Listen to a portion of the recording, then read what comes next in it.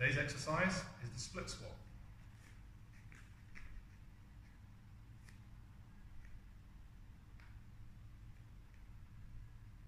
The split squat is one of the most important exercise movements for anyone doing combat sports. Whether you're doing striking or grappling, most of the time you will be in a staggered stance, and a lot of techniques and movements you do will require this level change motion. The easiest way to learn the form for the split squat is to start in the bottom position. So I'm in a half kneeling position. I'm looking to get a 90-degree angle with my front leg, a 90-degree angle with my back leg, and a 90-degree angle with my hip, which we'll cover a bit more in detail in a moment. So my front foot, my knee is directly over my ankle. I need to make sure that doesn't go to either side.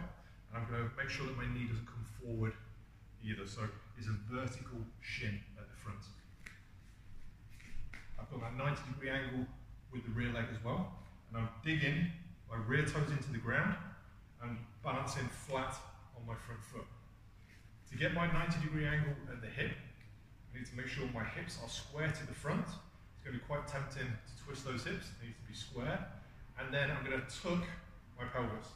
Now, this is often described in different ways, like tucking the tail or hollowing out the abs. What essentially I need to do is grip my buttocks nice and tight and pull my abs in, which will get a slight stretch on the front here, the front of the quad and the hip flexor. From this start position, the hands can be at the hips, in, even above the head. I push off the front leg, there's a little bit more weight on that leg, and that brings me straight up. And then I come back down again, lowering down. At that top position, you might need a wall or a chair for a bit of balance. So one more time, I'm going to weight slightly more on the front leg. I'm keeping the 90-degree start position on both sides and at my hips. Breathing out, in, out, and in. I'm starting on a padded surface here. If you're on a hard surface, you can put a cushion under the knee to perform the split squat. When training the split squat, aim to be able to do the whole movement under control.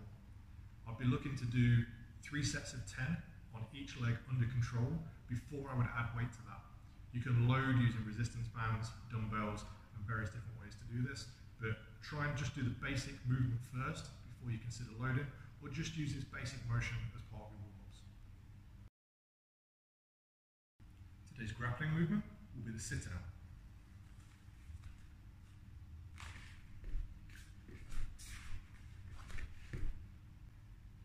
There are many forms of a sit-out exercise, also known as a sit-through. We can do it with a hip heist on the end, turning the corner. We can do it as a box movement where we keep going around. This is a very simplified version that is good for a warm-up and to get some mobility in the hips. So I'm starting with both hands on the ground, and I'm in an all-fours position. I take my knees off the ground, and then I'm going to step one foot, in this case my left foot, out to the side. My weight is on my opposite hand and foot, in this case my right hand and left foot. I bring my knee through to where my hip hand is, lift the hand, kick the leg through, pull the elbow back. And I'm going to straighten to the side, put the hand back down, place the foot on the opposite hand and foot, knee comes through, head up, back straight, elbow comes back close to my body.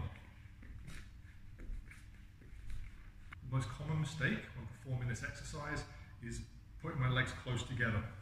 What I mean by this is my sit-through leg, instead of going towards my hand, goes towards the other leg here. I want the leg to come out at an angle, and my butt is just going to skim the ground. You can keep it off the ground or just touch very lightly, but I'm not sitting down in this position here. So my knee comes through to where my hand was, butt just skims the ground. So I should feel that my foot is going between where my knee and my base hand are. Today's striking movement will be a bob and weave.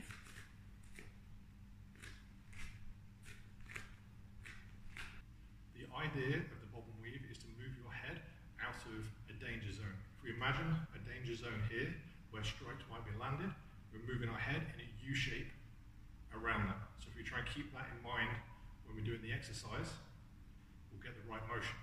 We're combining 2 basic movements, a step and slide and a level change. Start with my feet square, I step my weak side forward, just into a generic staggered stance. This can also be done in a boxing stance or a Thai stance or any specific martial arts stance. The first movement is a step and slide. on the direction that I want to travel. I move that foot first. I take a small movement with each foot. And then the same back in the other direction. So to my left, it's my left foot, and then my right foot, and then to my right foot, and then my left foot. I combine that with a level change. A level change is a slight hinge at the hips and a bend with the knees. That motion combined with a step and slide creates the U shape.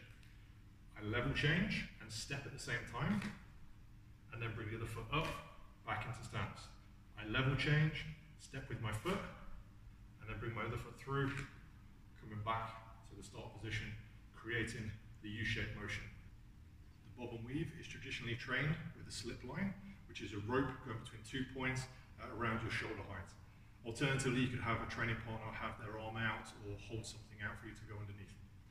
Starting in my generic stagger stance with my chin down and keeping it down throughout, I lower my level, take a step with the foot in the direction that I want to go, and then bring the other foot back. I come back to that same start position and just go back and forth. There are many progressions with this and variations. You can be going forward and back, and there's different footwork. But for this movement, I just want a level change with a step and slide, combining two fundamental motions to create this U-shape movement of the head. There are 3 common mistakes that I want to cover with this. Make sure you maintain that staggered stance. It's very tempting to go square with the feet to move back and forth. Make sure we keep our feet apart as we do it. The second one is leaning forward. I don't want you to bend just at the hips. I want the knees to bend as well, so it's a level change. Level change, come under. And then the last mistake that's really common is people coming right back up and straighten those knees.